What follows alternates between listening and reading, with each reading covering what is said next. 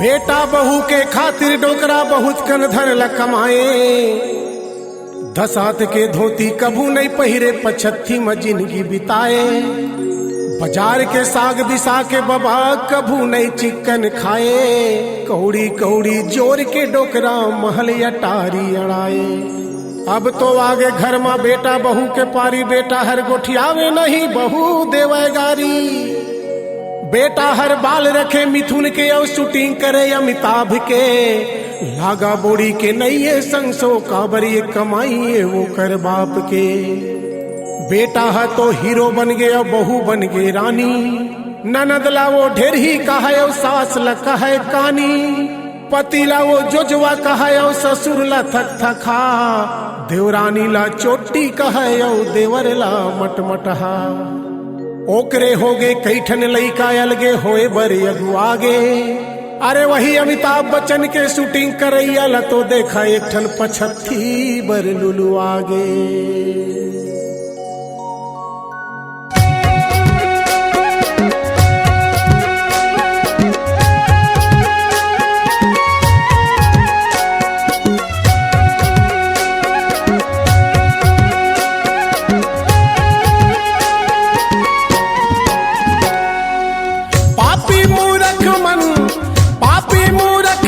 जियत मामारिन डंडा मरे माले गे दादा के हारा लगंगा। मरे माले गे दाई के हारा लगंगा। मरे माले गे दादा के हारा लगंगा। मरे माले गे दाई के हारा लगंगा।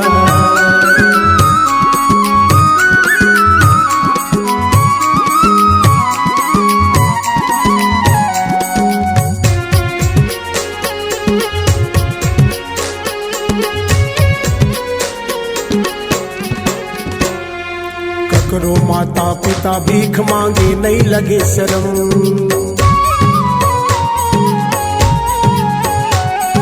कत को जिन माता पिता ला भेजे वृद्धाश्रम।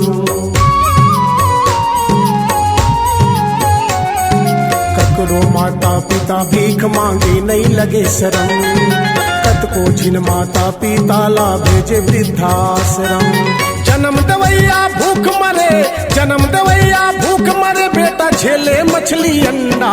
मरे माले गे दादा के हाड़ा लगंगा। मरे माले गे दाई के हाड़ा लगंगा। मरे माले गे दादा के हाड़ा लगंगा।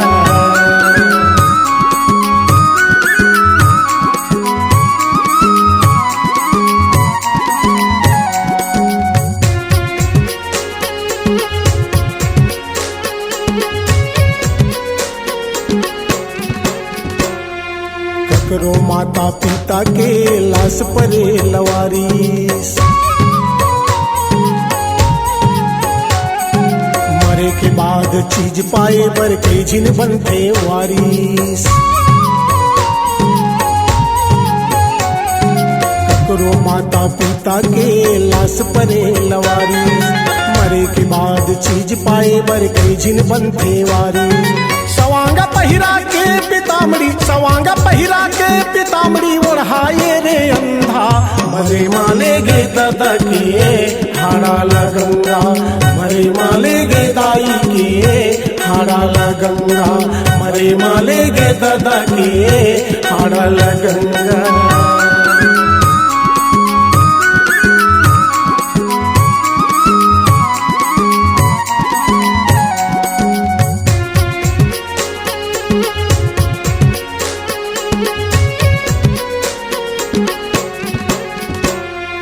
माता पिता के मरे ऊपर गांव माँ जोरे पंचाई।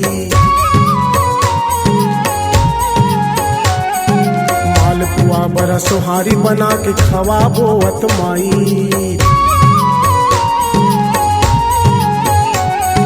माता पिता के मरे ऊपर गांव माँ जोरे पंचाई।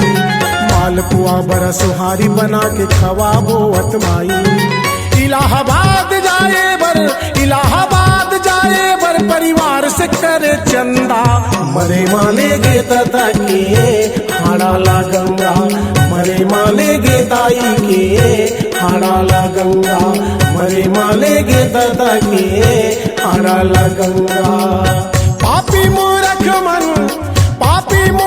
मन जियत मामारिन डंडा, मरे माले गे दादा के हाड़ाला गंगा, मरे माले गे दाई के हाड़ाला गंगा, मरे माले गे दादा के हाड़ाला गंगा, मरे माले गे दाई के हाड़ाला गंगा, मरे माले गे दादा के हाड़ाला गंगा, मरे माले गे दाई के हाड़ाला गंगा, मरे माले गे दादा के हाड़ाला गंगा, मरे माले गे दाई के हाड़ाला गंगा।